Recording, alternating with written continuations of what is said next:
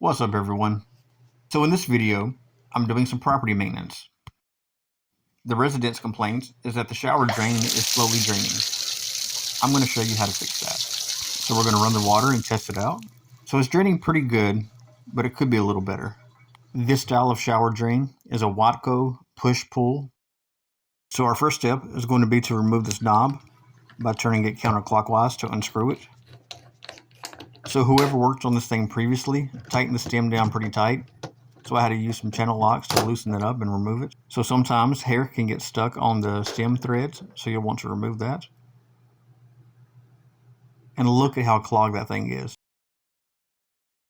So here, I'm going to use some 11-inch long nose pliers to remove all the hair. I find that works best for me and getting everything out.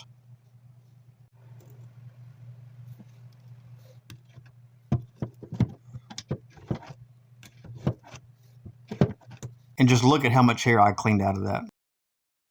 And so now, I'm just going to try to flush what's left down the drain.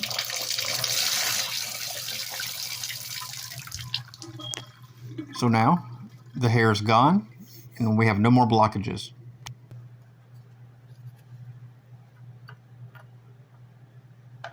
And now, we just put it back together in the reverse order that we took it out.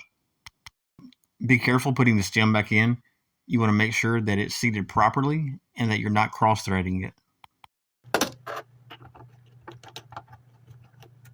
The drain has now been optimized to its full potential.